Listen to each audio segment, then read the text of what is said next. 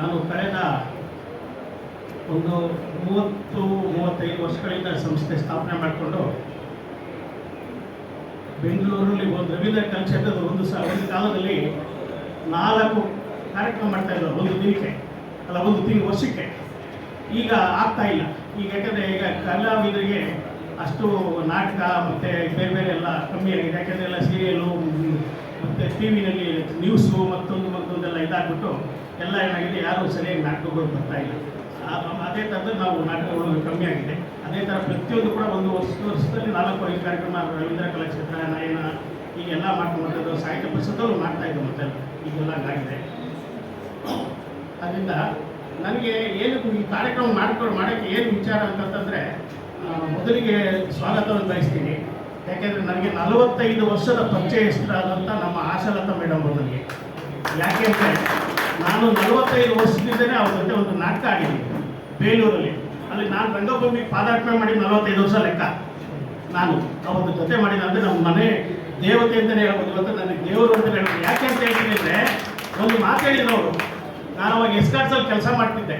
ಎಸ್ಕಾರ್ಟ್ಸಲ್ಲಿ ಕೆಲಸ ಮಾಡ್ತಿದ್ದಾಗ ನಮಗೊಂದು ಮಾತು ಹೇಳಿದ್ರು, ನೀನು ಈ ಕ್ಷೇತ್ರಕ್ಕೆ ಬರಬೇಡ, ನೀನು ಕಲಾವಿದರ ಲೈನಿಗೆ ಬರಬೇಡ, ಕೆಟ್ಟು ಹೋಗ್ತೀಯಾ, ನಿನಗೊಂದು ವೃತ್ತಿ ಇದೆ, ಕೆಲಸ ಮಾಡ್ತಾ ಇದೆಯಾ, ಸರ್ಕಾರಿ ಎಸ್ಕಾರ್ಟ್ಸ್ ಕೆಲಸ ಅಂದರೆ ಬೆಂಗಳೂರಲ್ಲಿ ನಂಬರ್ 1 ಫ್ಯಾಕ್ಟ್ರಿ ಇವತ್ತು. ಮೈಕೋ ಎಸ್ಕಾರ್ಟ್ಸ್ ಅಂದರೆ ನಂಬರ್ 1 ಬೆಂಗಳೂರಲ್ಲಿ. ITI, HMT, HAL ಹಿಂಗೆಲ್ಲ ಇರ್ತಲ್ಲ ಆ ಥರ. ಹಾಗೆ ಎಸ್ಕಾರ್ಟ್ಸು ಭಾರಿ ಪ್ರಬಲವಾಗಿದ್ದು ಫ್ಯಾಕ್ಟ್ರಿ. ನಾನು ಅಲ್ಲಿ ಕ್ಲರ್ಕ್ ಆಗಿದ್ದೆ. ಆ ಸಮಯದಲ್ಲಿ ಹೋಗಿದ್ದಾಗ ನನಗೊಂದು ಮಾತು ಹೇಳಿದ್ರು. ನಾನು, ಆಶಾಲತಾ ಮೇಡಮ್ ಅವರು, ಡಿಂಗ್ರಿ ನಾಗರಾಜು, ಇನ್ನೂ ಬೇರೆ ಬೇರೆ ಕಲಾವಿದರು, ನಮ್ಮ ರಾಮ್ ಗೋಪಾಲ್ ಕಂಪ್ನಿ ಗ್ರೂಪಲ್ಲಿ ನಾನಿದ್ದೆ. ಆಗ ಆ ಗ್ರೂಪಿಂದ ಹೋಗಿದ್ದೆ. ಅವತ್ತು ಹೇಳಿದ್ದು ಇವತ್ತು ಇನ್ನೂ ಆಗ್ತಾ ಇದೆ. ಆ್ಯಕ್ಚುಲಿ ಅಕ್ಕವ್ರಿಗೆ ನಾನು ಎಷ್ಟೋ ಸಲ ಬೇರೆ ಬೇರೆ ನಾನು ಯಾವಾಗಲೂ ಕಾರ್ಯಕ್ರಮ ಮಾಡ್ತಾ ಇರ್ತೀನಿ. ನಾವು ಆಲ್ರೆಡಿ ನೋಡಿ, ಈಗ ನಮ್ಮ ಶರತ್ ಲೋಹಿತ ಐಶ್ವರ್ಯ ರಂಗ ಗೌರವ ಕೊಟ್ಟಿದ್ದೀನಿ, ಮಾಡಿದ್ದೀನಿ ನಮ್ಮ ಸಂಸ್ಥೆಯಿಂದ. ಡಿಂಗ್ರಿ ನಾಗರಾಜರು ಮಾಡಿದ್ದೀವಿ, MS ಉಮೇಶ್ ಅವರು ಮಾಡಿದ್ವಿ. ಹಿಂಗೆ ಒಬ್ಬೊಬ್ಬರು ಹಳೆಯ ಕಲಾವಿದರು ಯಾರು ಹೇಳಿದ್ರೆಲ್ಲ ಹುಡುಕಿ ಮಾಡ್ಕೊಂಡ್ಬರ್ತಾ ಇದ್ದೀವಿ. ನನಗೆ 45 ವರ್ಷದಲ್ಲಿ ನನ್ನ ಜೊತೆ ಪಾತ್ರ ಮಾಡಿದಂಥ, ನಾನು ಅವ್ರ ಜೊತೆ ಪಾತ್ರ ಮಾಡಿ ನನ್ನ ಗುರುಗಳ ಲೆಕ್ಕದಲ್ಲಿ ಇಟ್ಕೊಂಡಂಥ ಮೇಡಮ್ ಅವ್ರು ನಮ್ಮ ಕೈಗೆ ಸಿಕ್ಕಿರಲಿಲ್ಲ. ನಾನು ಬೇಜಾನ್ಸಲಿ ಎಲ್ಲೆಲ್ಲೋ ಹುಡುಕಿದೆ, ಎಲ್ಲೂ ಸಿಕ್ಕಲಿಲ್ಲ. ಫೋನ್ ಮಾಡಿದ್ರೆ ಫೋನ್ ತೆಗಿತಾನೆ ಇರಲಿಲ್ಲ. ಆ ಕೊನೆಗೆ ಅವ್ರ ರಿಲೇಷನ್ ಒಬ್ರು ಸಿಕ್ಕಿದ್ರು, ಅವರು ಕೂಡ ಎಷ್ಟೋ ಟ್ರೈ ಮಾಡಿ ಹೇಳಿದ್ರು, ಆಗಲಿಲ್ಲ. ಇವತ್ತು ನನ್ನ ಭಾಗ್ಯ, ನನ್ನ ಪುಣ್ಯ, ಇವತ್ತು ನನ್ನ ಕಾರ್ಯಕ್ರಮ ಬಂದಿದ್ದಾರೆ. ಆದರೂ ಈ ಕಾರ್ಯಕ್ರಮ ನಾನು ಕ್ಯಾನ್ಸಲ್ ಆಗಿಬಿಡ್ಬೇಕಾಗಿತ್ತು. ಇವತ್ತು ಕಾರ್ಯಕ್ರಮ ನನಗೆ ಇವತ್ತೊಂದು ದುಃಖದ್ದು ಸನ್ನಿವೇಶ ಬಂದ್ಬಿಡ್ತು ಮೊನ್ನೆ ಸಾಟರ್ಡೆ. ಯಾಕಂದರೆ ಎಲ್ಲರೂ ಹೇಳಿದ್ರೆ ಅಕ್ಬರ್ಗೆ ಹೇಳಿಲ್ಲ, ಈಗ ಹೇಳ್ತೀನಿ. ಏನಾಯಿತು ಅಂತಂದರೆ, ನಾನು ಒಂದು 10-15 ದಿವಸದಿಂದಲೇ ನಯನಾದ್ರು ಮಾಡಬೇಕು ಅಂದ್ಕೊಂಡು ನಯನ ಸಿಗಲಿಲ್ಲ. ಮಹಾವೇದ್ಯ ಹಿಂದಿ ಬಂತು, ಅದು ರವೀಂದ್ರ ಕಲಾಕ್ಷೇತ್ರ ಅದರಲ್ಲಾಗಲ್ಲ. ಕೊನೆಗೆ ಸಾಹಿತ್ಯ ಪರಿಷತ್ ಬಂದರೆ ಇದಿದೆ ಅಂತಂದರೆ ಇದು ಬುಕ್ ಮಾಡಿಬಿಟ್ಟೆ. 15 ದಿವಸದಿಂದಲೇ ಬುಕ್ ಮಾಡಿಬಿಟ್ಟು ಎಲ್ಲ ರೆಡಿ ಮಾಡಿಬಿಟ್ಟೆ. ಎಲ್ಲ ಇನ್ವಿಟೇಷನ್ ಮತ್ತೊಂದು ಪ್ರತಿಯೊಂದು ನಾವೆಲ್ಲ ಒಂದು ಕೊರತೆ ಇದೆ ನಾನು ಮಾಡ್ತೀನಿ, ಯಾವುದು ಕೂಡ ಯಾರಿಗೆ ಆಗಲಿ. ಅದು ಎಲ್ಲ ರೆಡಿ ಮಾಡಿಕೊಂಡೆ. Saturday cricket match. ನಾನು ದಿನ ಕ್ಲಬ್ಗೆ ಹೋಗೋ ಅಭ್ಯಾಸ ನನಗೆ. ನಾನೊಂದು 7-8 ಕ್ಲಬ್ಬಲ್ಲಿದ್ದೀನಿ. 2 ಕ್ಲಬ್ಬಲ್ಲಿ ಪದಾಧಿಕಾರಿ ಇದ್ದೀನಿ. ಒಂದು ಕ್ಲಬ್ಬಲ್ಲಿ ಕ್ಯಾಂಟೀನ್ ಚೇರ್ಮನು, ಇನ್ನೊಂದು ಕ್ಲಬ್ಬಲ್ಲಿ ಕಲ್ಚರಲ್ ಚೇರ್ಮನ್. ನಾನು ಅವತ್ತು ಪ್ರತಿದಿನ ಕ್ಲಬ್ಬು ಅವರು ಇವರು ಮಾತಾಡ್ಸ್ಕೊಂಡು ಮನೆಗೆ ಹೋಗೋದೆ 11 ಗಂಟೆ ಆಗ್ತಾಯಿತ್ತು. ಅವತ್ತೇನೋ ಅನ್ಎಕ್ಸ್ಪೆಕ್ಟೆಡ್ 9 ಗಂಟೆಗೆ ಹೋಗ್ಬಿಟ್ಟೆ ಮನೆಗೆ. ಸುಮ್ಮನೆ ನನಗೆ ಮನಸ್ಸು ಅದೇನು ಬಂತು ದೇವ್ರು ನನಗೆ ಒಟ್ಟಿನ ಗೊತ್ತಿಲ್ಲ. ನಾನು ಮನೆಗೆ ಹೋಗ್ಬಿಟ್ಟೆ. ಹೋದ ತಕ್ಷಣ ನೋಡಿದ್ರೆ ನಮ್ಮ ಮನೆಯವರು ಬಿದ್ದುಬಿಟ್ಟಿದ್ದಾರೆ ಮಾಡಿ ಮೇಲೆ ರೂಮಲ್ಲಿ. ನಾನು ಏನಕ್ಕೆ ಹಿಂಗಾಯಿತು ನೋಡಿದ್ರೆ ಹಾರ್ಟ್ ಅಟ್ಯಾಕ್ ಆಗಿದೆ. ನಮಗೆ ಗೊತ್ತಿಲ್ಲ, ಹಾರ್ಟ್ ಅಟ್ಯಾಕ್ ಅನ್ನೋದು ಗೊತ್ತಿಲ್ಲ. ಸೀದಾ ನಾನು 40 ಕರ್ಕೊಂಡು ಹೋಗ್ಬಿಟ್ಟೆ ರಾಜೇಂದ್ರ. ಅಲ್ಲಿ ಡಾಕ್ಟರ್ ಹೇಳ್ಬಿಟ್ರು, ಇಮಿಡಿಯೇಟು ನೀನು ಕಣ್ಣಿಗಾಮರ ತಂದುಬಿಡು, ಇಲ್ಲ ಅಂತಂದರೆ ನಿಮ್ಮ ಮನೆಯವ್ರಿಗೆ ಸಿಗೋದು ನಿಮ್ಮ ಕೈಗೆ ಅಂದ್ಬಿಟ್ಟು. ಹೋದ ತಕ್ಷಣ ಏನು ನೋಡಲೇ ಇಲ್ಲ. ಬೇರೆಯವರೆಲ್ಲ ನಮ್ಮ ತಾಯಿಗೆ 5 ವರ್ಷದಿಂದ ಮಾಡಿದಾಗ ಒಂದು ದಿನ ವೆಯ್ಟ್ ಮಾಡಿ ಇದು ಸ್ಟೆಂಟ್ ಹಾಕಿದ್ರು. ನಮ್ಮ ಮನೆಯವ್ರಿಗೆ ಏನಿಲ್ಲ, ಇಮಿಡಿಯೇಟ್ ಮಾಡಿದ್ರು. ಹೇಳಿದ್ರು, ಇವಾಗ ಇಮಿಡಿಯೇಟ್ ಮಾಡಿದ್ರೆ ನಿಮ್ಮ ಮನೆಯವ್ರು ಉಳಿತಾರೆ, ಇಲ್ಲದೇ ಇಲ್ಲ, ಅದು ಗ್ಯಾರಂಟಿ ಕೊಡಲ್ಲ, ಮಾಡಿದ್ರೆ ಹೇಳ್ತೀನಿ ಅಂದ್ಬಿಟ್ಟು ರಾತ್ರಿ 12-12ವರೆಯಲ್ಲಿ ಸ್ಟೆಂಟ್ ಹಾಕಿದ್ರು. 2 ಸ್ಟೆಂಟ್ ನಮ್ಮ ಮನೆಯವ್ರಿಗೆ, ಲೆಫ್ಟು ರೈಟ್ ಎರಡೂ ಹೋಗಿ ಇದಾಗ್ಬಿಟ್ಟು ಡಾಕ್ಟರ್ ಎಲ್ಲ ತೋರಿಸು. ನಮ್ಮ ಚಂದ್ರಶೇಖರ್ ಅವರು ಬಂದಿದ್ರು, ಅವಾಗ ಅವರು ನೋಡಿದ್ರು, ಎಲ್ಲ ತೋರಿಸಿದ್ದೆಲ್ಲ. ಹಾಗೆ ನನಗೆ ಹಾಗೂ ಕಾರ್ಯಕ್ರಮ ಕ್ಯಾನ್ಸಲ್ ಮಾಡ್ಕೊಂಡ್ಬಿಡೋಣ ಅಂತಂದೆ. ಯಾವಾಗ ಸ್ಟೆಂಟ್ ಹಾಕಿ ನಮ್ಮ ಮನೆಯವರು ಹುಷಾರಾದರು, ನಮ್ಮ ಮನೆಯವ್ರು ಹೇಳಿದ್ರು, ನೀವು ಕಾರ್ಯಕ್ರಮ ಮಾಡ್ತಾಯಿದ್ರೆ ಯಾವುದೇ ಕಾರಣಕ್ಕೂ ನಿಲ್ಲಿಸ್ಬೇಡಿ, ಹೋಗಿ ಮಾಡಿ ಅಂತ. ಅದು ಇವತ್ತು ಇನ್ಶೂರೆನ್ಸು ಮತ್ತೊಂದೆಲ್ಲ ಓಡಾಟ ಟೆನ್ಷನ್ ಇದ್ದರೂ ಕೂಡ ನಾನಿವತ್ತು ಎಲ್ಲ ಮುಗಿಸಿ ಬಂದು ಈ ಕಾರ್ಯಕ್ರಮ ಮುಗಿಸ್ಕೊಂಡು ಈಗ ಹೋಗಿ ಫೈನಲ್ ಮಾಡಿಬಿಟ್ಟಿದ್ದೀನಿ. ನೋಡಿ, ಒಂದು ಇನ್ಶೂರೆನ್ಸ್ ಎಷ್ಟು ಹೆಲ್ಪ್ ಆಗುತ್ತೆ ಅಂದರೆ, ಇವತ್ತು ಒಂದು 4,80,000 ಬಿಲ್ ಮಾಡಿದ್ದಾರೆ. ₹1 ನನ್ನ ಖರ್ಚಿಲ್ಲ, ಬರೀ 10,000 ಮಾತ್ರ ನನ್ನ ಖರ್ಚಾಗಿರೋದು. ಇನ್ನು ಮಿಕ್ಕಿದೆಲ್ಲ ಇನ್ಶೂರೆನ್ಸೇ ಕೊಟ್ಟಿದೆ. ಆದರೆ ಆ ಥರ ಒಂದು ಇನ್ಶೂರೆನ್ಸ್ ಅನ್ನೋದು ಒಂದು ಎಲ್ಲರಿಗೂ ಒಂದು ಮಾಡ್ಕೊಳ್ಳಿ ಅನ್ನೋದು ಹೇಳೋದು. ಯಾಕಂದರೆ ಯಾವತ್ತಿದ್ರು ಕಾಪಾಡೋದು ಇನ್ಶೂರೆನ್ಸ್, ಅದು ನಾವು ಮೇಂಟೈನ್ ಮಾಡ್ಕೊಳ್ಬೇಕು. ಅದಕ್ಕೆ ಏನೇನು ಬೇಕೋ ದಾಖಲಾತಿಗಳಲ್ಲಿ ಯಾವುದು ಕಳಿಬಾರ್ದು, ಮೇಂಟೈನ್ ಮಾಡ್ಕೊಳ್ಬೇಕು. ಅದೊಂದು ಒಳ್ಳೆಯ ವಿಚಾರ. ಅದಕ್ಕೆ ನಾನು ಅದು ನಿನ್ನೆ ಹೇಳಬೇಕಾಗಿತ್ತು, ಅಥವಾ ಹೇಳಿಲ್ಲ ಆ ಸನ್ನಿವೇಶ. ಇವತ್ತು ಕ್ಯಾನ್ಸಲ್ ಆಗಬೇಕು, ಏನು ಮಾಡಲೇಬೇಕು ಕಾರ್ಯಕ್ರಮ ಮಾಡ್ತಾ ಇದ್ದೀವಿ. ಎಲ್ಲರಿಗೂ ಕ್ಷಮಾಪಣೆ ಆಗಲಿ. ಪಾಪ ಈ ಒಳ್ಳೆಯ ಸುದ್ದಿಯಿಂದ ನೀವು ಮಾತಾಡಿದ್ದಕ್ಕೆ ಅದರಿಂದ. ಆಮೇಲೆ ಈ ಕಾರ್ಯಕ್ರಮಕ್ಕೆ ನಮ್ಮ ಗುರುಗಳು ನನಗೊಂದು 35 ವರ್ಷ, ಅವರು ಕೂಡ ನನಗೆ ಪತ್ರಿಕಾ ಪಿತಾಮಹ. ನಾನು ಪತ್ರಿಕೆ ಇಟ್ಟಿದ್ದೆ, ಕಲಿಪುರ ವಾರ್ತೆ ಮತ್ತು 21ನೇ ಶತಮಾನ ಅಂತೇಳಿ. ಅವತ್ತು ನನಗೆ ಗುರುಗಳಾದಂಥವ್ರು. ಆಮೇಲೆ ಕನ್ನಡ ಚಳವಳಿ ಪ್ರತಿಯೊಂದು ಯಾವಾಗಲೂ ಜೊತೆಲಿರುವಂಥ ಕನ್ನಡ ಹೋರಾಟಗಾರರು, ಹಿರಿಯ ಸಾಹಿತಿಗಳ ಜಾಣಗಳು ಬಂದಿದೆ, ಅವ್ರಿಗೂ ಸ್ವಾಗತ ಬಯಸ್ತೀನಿ. ಹಾಗೆಯೇ ಇನ್ನೊಬ್ಬರು ನಾಟಕ ರಂಗಭೂಮಿ ಹೆಸರಾಂತ ರಂಗಕರ್ಮಿ, ಆಮೇಲೆ ನಾಟಕ ಅಕಾಡೆಮಿ ಮಾಜಿ ಅಧ್ಯಕ್ಷರು, ಹಾಗೂ ನಮ್ಮ ಬೆಂಗಳೂರು ರಂಗ ಕಲಾವಿದರ ಸಂಘ ಕರ್ನಾಟಕದ ಎಲ್ಲ ಇದಕ್ಕೂ ಅವರೇ ಇವಾಗ ಅಧ್ಯಕ್ಷರಾಗಿದ್ದಾರೆ. ನಾನು ಉಪಾಧ್ಯಕ್ಷ ಆಗಿದ್ದೀನಿ. ಎದುರುಗಡೆ ಒಂದು 3 ಜನ ಕೂತವ್ರು, ಅವ್ರು 3 ಜನ ಡೈರೆಕ್ಟ್ರು.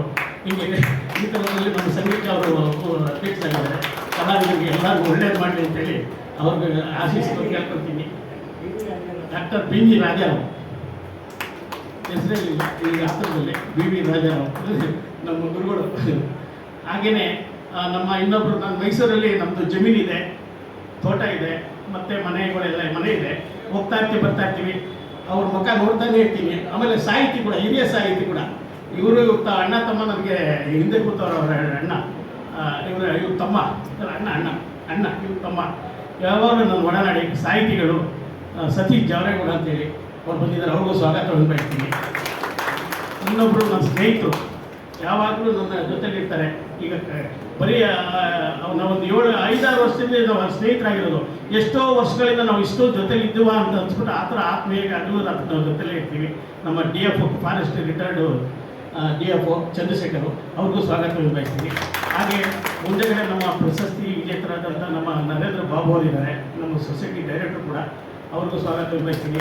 ಇನ್ನೊಬ್ಬರು ಡೈರೆಕ್ಟರ್ ಆದಂಥ ದೇವರಾಜ್ ಇದ್ದಾರೆ, ಇನ್ನೊಬ್ಬರು ಪ್ರಭಾಕರ್ ಇದ್ದಾರೆ, ಅವರೆಲ್ಲ ನಮ್ಮ ಸೊಸೈಟಿ ಡೈರೆಕ್ಟರ್ಗಳು. ಅದಲ್ಲದೆ DFO ಆದಂಥ ಪ್ರಶಸ್ತಿ ವಿಜೇತರು ಇಬ್ಬರು ಅಲ್ಲಿ ಕೂತಿದ್ದಾರೆ, ಚೋಳರಾಜು, ಅವ್ರಿಗೂ ಸ್ವಾಗತ ಬಯಸ್ತೀನಿ.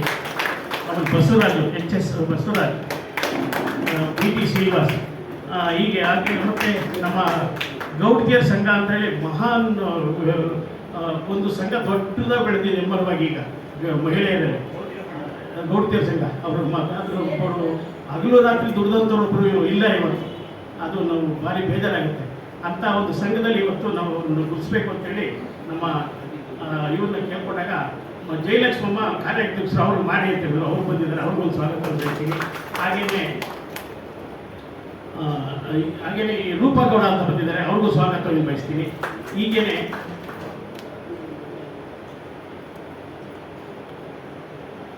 ಆಮೇಲೆ ನನಗೆ ಇನ್ನೊಂದು ವಿಚಾರ, ನನ್ನ ಜೀವನಕ್ಕೆ ನಾನು ಹೈಸ್ಕೂಲಲ್ಲಿ ಓದ್ತಾ ಇರ್ಬೇಕಾದ್ರೆ ಮನೆಗೆ ಪೇಪರ್ ಹಾಕಿ ನಾನು ಈ ಮಟ್ಟಿಗೆ ಬಂದಿದ್ದು. ಅವತ್ತು ನಾನು ಇವತ್ತು ಯಾವತ್ತೂ ಹಳೇದು ಮರಿಬಾರ್ದು.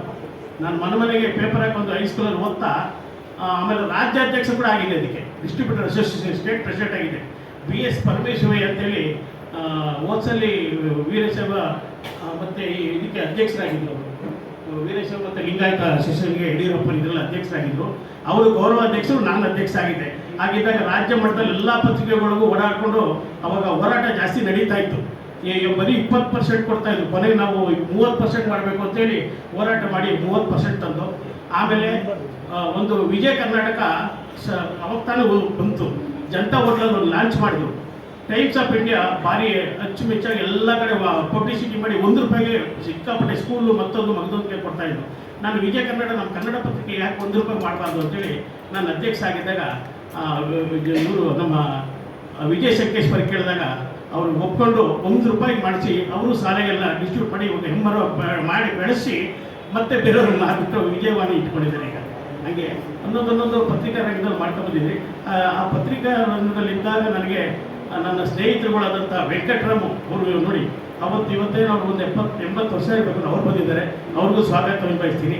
ಹಾಗೆ ನಮ್ಮ ಜೊತೆಯಲ್ಲಿ ಓಡಾಡ್ತಿದ್ದಂಥ ಅವತ್ತು ಒಂದು ಇವರಲ್ಲಿ ವಿಜಯ್ ಕುಮಾರ್ ಅಂತ ಇದ್ದಾರೆ, ಅವ್ರು ಬಂದಿದ್ದಾರೆ, ಅವ್ರಿಗೂ ಸ್ವಾಗತವನ್ನು ಬಯಸ್ತೀನಿ. ಮತ್ತು ಗಂಗಾಧರ್ ಅಂದರೆ ಬಾಬು ಅಂತ ಕರಿತೀವಿ, ಅವ್ರು ಬಂದಿದ್ದಾರೆ, ಅವ್ರಿಗೂ ಸ್ವಾಗತವನ್ನು ಬಯಸ್ತೀನಿ. ಹಾಗೆ ಮಂಜುನಾಥ್ ಅವ್ರ ಅಣ್ಣ ನಾವೆಲ್ಲ ಜೊತೆಗಾರರು, ಅವರು ಬಂದಿದ್ದಾರೆ, ಅವ್ರಿಗೆ ಸ್ವಾಗತ ಬಯಸ್ತೀವಿ.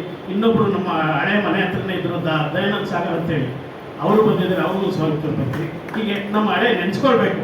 ಮತ್ತು ಪ್ರಕಾಶ್ ಅಂತ ಇದ್ದಾರೆ, ಅವರು ಬಂದಿದ್ದಾರೆ, ಅವ್ರಿಗೂ ಸ್ವಾಗತ ಬಯಸ್ತೀವಿ. ಹೀಗೆ ನಮ್ಮ ಸ್ನೇಹಿತರುಗಳೆಲ್ಲ ನಾವು ಮನೆ ಪೇಪರ್ ಹಾಕ್ಕೊಂಡು ಮತ್ತೆ ಎಸ್ಕಾರ್ಟ್ಸಲ್ಲಿ ಕೆಲಸ ಮಾಡಿಕೊಂಡು ಮತ್ತೆ ಅದರಲ್ಲೆಲ್ಲ ನೋಡಿ. ಆಮೇಲೆ ಇನ್ನೂ ಒಂದು ಹೇಳಲೇಬೇಕು ಅಕ್ಕೋರಿಗೆ, ನಾನು 81ರಲ್ಲಿ ಅವ್ರು ಹೇಳ್ತಾ ಇದ್ರು ಕೂಡ, ಅವ್ರ ಮಾತು ಕೇಳಿ ಕೂಡ ನಾನು ಭರತನಾಟ್ಯ ಕಲಿತೆ. ಹೀಗೆ ರಂಗಭೂಮಿಲಿ ಮತ್ತೊಂದು ಬಿಸ್ನೆಸ್ಸು ಮಾಡ್ಕೊಳ್ಳೋದು ಮತ್ತು ಬೇರೆ ಬೇರೆ ಕೆಲಸನೂ ಮಾಡ್ಕೊಂಡು ದೇವರು ನನಗೆ ವಾಲೇಟ್ರಿ ಬೆಳವಣಿಗೆ ಕೊಟ್ಟು ಈ ಮಟ್ಟಿಗೆ ಬೆಳ್ಕೊಂಬಂದಿದ್ದೀನಿ. ನನಗೆ ಯಾರೂ ಗಾಡ್ಫಾದರ್ ಇಲ್ಲ. ಗಾಡ್ಫಾದರ್ ಇದ್ದರೆ ಎಲ್ಲೋ ಆಗ್ತಾ ಇದೆ. 3 ಪಕ್ಷದಲ್ಲೂ ನಾನು ಸ್ಟೇಟ್ ಪೋಸ್ಟಲ್ಲಿ ಇದ್ದೋದು, BJP ಇದ್ದೆ, ಕಾಂಗ್ರೆಸ್ಸಲ್ಲಿದ್ದೆ, ದಳದಲ್ಲಿದ್ದೆ. ಬಟ್ ಯಾರಿಂದ ನನಗೆ ಹೆಲ್ಪ್ ಆಗಲಿಲ್ಲ, ಯಾರಿಂದಲೂ ಹೆಲ್ಪ್ ಆಗಲಿಲ್ಲ. ಎಲ್ಲ ನಮ್ಮನ್ನು ಉಪಯೋಗಿಸ್ಕೊಳ್ತಾ ಇದ್ರು ಹೊರತು ನಮ್ಗೆ ಯಾರು ಹೆಲ್ಪ್ ಮಾಡ್ತಾ ಇರಲಿಲ್ಲ. ಆ ಥರ ನಾವು ಬೆಳ್ಕೊಂಡು ಬಂದು ಒಂದು ಇದಾಗಿ ಬಂದಿದ್ವಿ. ಆದ್ದರಿಂದ ಇವತ್ತು ಅಕ್ಕೋರು ಬಂದಿದ್ದಕ್ಕೆ ಅವ್ರ ಪುಣ್ಯ. ಅವರು ಒಂದು 3,500 ಇದರಲ್ಲಿ ನಾಟಕ ಮಾಡಿದ್ದಾರೆ. 3,500 ಇವತ್ತವರೆಗೂ ಅವರು ಉಪಿ ವೀರಣ್ಣ ಅವರ ಫ್ಯಾಮಿಲಿಯವರು, ಅವ್ರ ತಾಯಿನೂ ಕೂಡ ರಂಗಭೂಮಿ ಸಿನಿಮಾ ನಟಿ ಬಿ ರಾಜಮ್ಮ ಅಂತೇಳಿ ಅವರು ಕೂಡ. ಆಮೇಲೆ ಅವ್ರ ತಂದೆನೂ ಕೂಡ ಕಡೂರು XMLA, ಕಡೂರು ಅವತ್ತಿನ ಕಾಲದಲ್ಲಿ. ಅವತ್ತೆಲ್ಲ ಧರ್ಮದ ಕಾಲ. ಇವತ್ತು MLA ಅಂತಂದರೆ ಕೋಟಿ, ಒಂದು MLA ಆದರೆ ಸಾಕು 200-500 ಕೋಟಿ ಮಾಡ್ಕೊಂಡು. ಅವತ್ತು 10 ರೂಪಾಯಿ ಮಾಡಿಲ್ಲ. ಅವತ್ತೆಲ್ಲ ಧರ್ಮದ ಕಾಲ. ಅವರು XMLA ಮಕ್ಕಳು ಕೂಡ. ಹಾಗೆ ಇವತ್ತು ಬಂದಿರೋರಿಗೆ ನಮಗೆ ತುಂಬ ಸಂತೋಷವಿದೆ. ಅದಲ್ಲದೆ ನಮ್ಮ ಎಲ್ಲ ಗಾಯಕರು, ಸ್ನೇಹಿತರು ಬಳಗ ಎಲ್ಲ ಬಂದಿದ್ದೀರಾ. ಎಲ್ಲರಿಗೂ ಸ್ವಾಗತವನ್ನು ಬಯಸಿ ನಾನು 2 ಮಾತು ಮುಗಿಸ್ತೀನಿ. ಯಾರ್ಯಾರು ಹೆಸರು ಬರ್ತಿದೆ. ಆಮೇಲೆ ಇನ್ನೊಬ್ರು ಮುಖ್ಯ ಮತ್ತೆ ಈಗ ಜ್ಞಾಪಕ ಮಾಡಿಕೊಂಡೆ.